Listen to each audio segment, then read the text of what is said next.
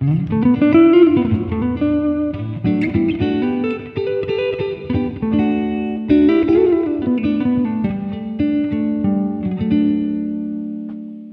so in today's lesson we're going to look at a lick that's going to teach us how to use these intervals like 6 in combination with more traditional double stops like 3rd and 4th to create these really beautiful blues and gospel like textures. So in the lesson we're going to cover how to do that, also how to connect these concepts to your chord shapes, and then lastly I'm going to show you people how you can transpose these ideas around your fretboard so you can get lots of mileage with your playing. Before we jump into the lesson though, this is an extension on my mini masterclass on double stops. It's a free resource at the moment, so if you want to learn more about that, I'm going to put the links in the description below. I urge you to check that one out after this video.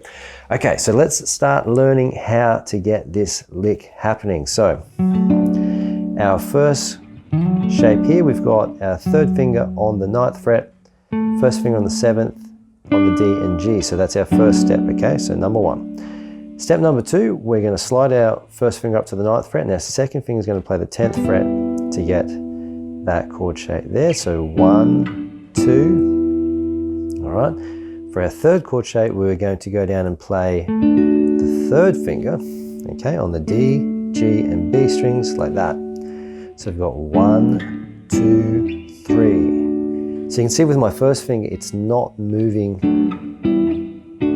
off of those string shapes. I don't have it fretting high, so I have to adjust it. I can just have it sitting there, 2, 3, just like that. So for our next chord shape, our 2nd finger is going to come on and play the 9th, or the 8th fret rather, and our 3rd finger is going to play the 9th there. So we've got that nice voicing change there. So 1, 2, 3, 4. You can hammer that 4th finger on there if you want, or just play it, okay?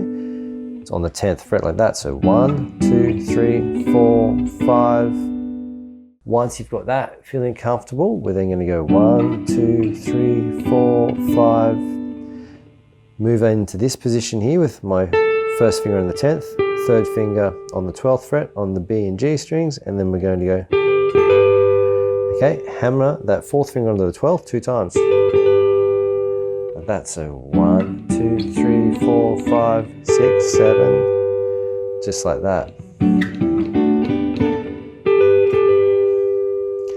Like that. And then once you've got that feeling nice and comfortable, then you're going to move back to that voicing there, which we know how to do, and then lift your 2nd and 3rd fingers off and play D major triad there.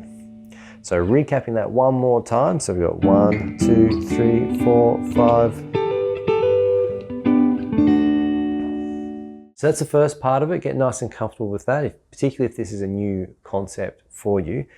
For the second bit, we're going to learn how to finish this one off. So after we've just gone,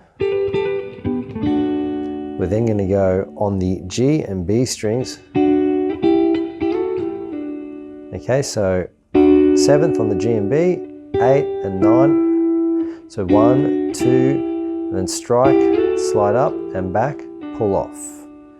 So, and then strike it, slide up 2 frets, back, pull off. So a bit of a complex movement there because we're combining a lot of techniques, but G and B on the 7th, 8th and 9th on the 7th, for the 3rd one, strike it again, slide up, back, pull off. Okay, just like that. And then if we put that together with the first bit, 1, 2, 3, 4, 5, 6, 7, 8, 9, and the second part so far. Okay, like that. And all I'm doing there is just 9th to 7th on the end of it. And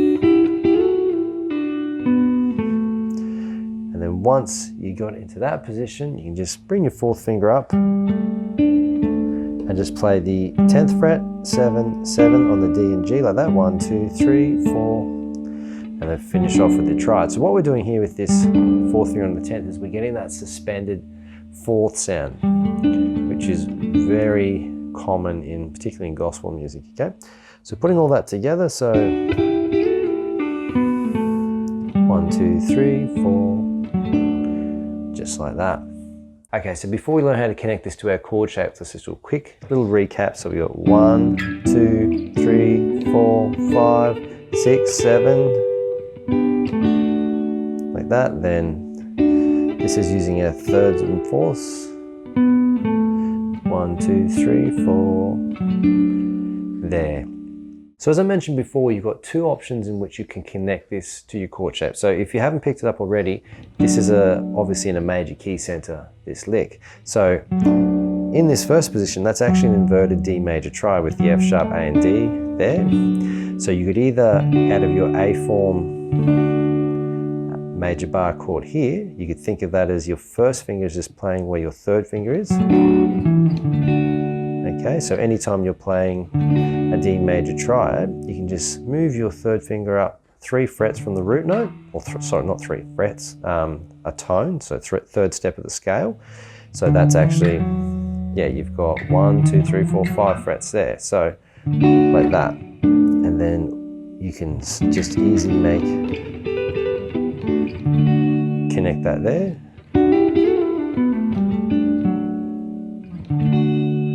Just like that. So that's one option using the A form major bar chord like that. The other option is the E form major bar chord here. Okay, and this is how you can connect that double stop lick to that. So obviously this is probably a little bit closer geographically on the fretboard. So with our major bar chord here, we can just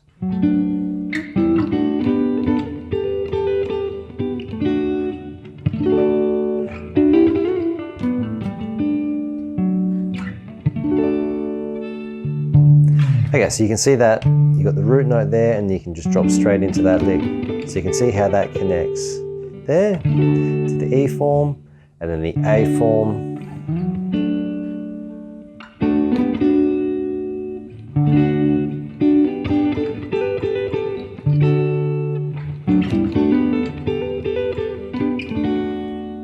Okay, so now we know how to connect it to two major chord shapes within the vicinity. This leads us into how we can go about transposing that now. So what we can do, let's just say we were doing it in the key of D. Here, we play our major bar chord in the key of C here. Okay, so your first finger can just line up where your third finger was in the bar chord, and that puts your third finger perfectly in position to play the inversion and start the run like that. Or if you've got C here, we just start our third finger on the major third from the root note. So wherever this root note is, you just place your third finger on the major third next to it, and you're positioned to play the double stop run there. So hypothetically, let's move that to B. Here's our root note on the B, place your third finger on a major third, to B flat. There's our root note. Place your third finger on the major third above the root note. Bit of a mouthful to spit that out. So that's how you can go about doing that with the E form major bar chord. Okay, for our A form major bar chord, very simple as well, but a little bit more distance we need to cover. The way I think of it in my head is I just go straight to the inversion of the major triad. So third degree of the scale there. There, so you're stepping up to the third degree there.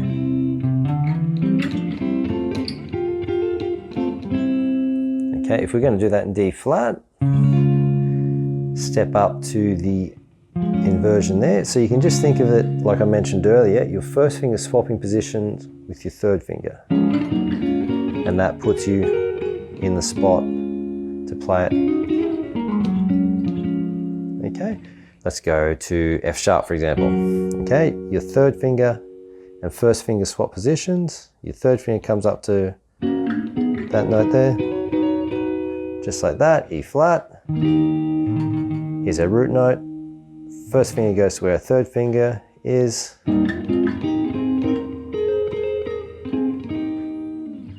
Cool, and that's how you can go about learning, once you're comfortable playing it, how to transpose that off of multiple major chord shapes so you can get all these beautiful textures into playing in other keys and get a lot more mileage out of it. So make sure you like and subscribe. Don't forget to check out those additional videos and the masterclass while it's a free resource in the description below.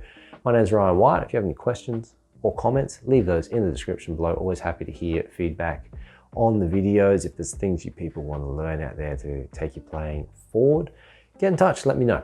I will catch up with you all in the next video. Make sure you enjoy your practice.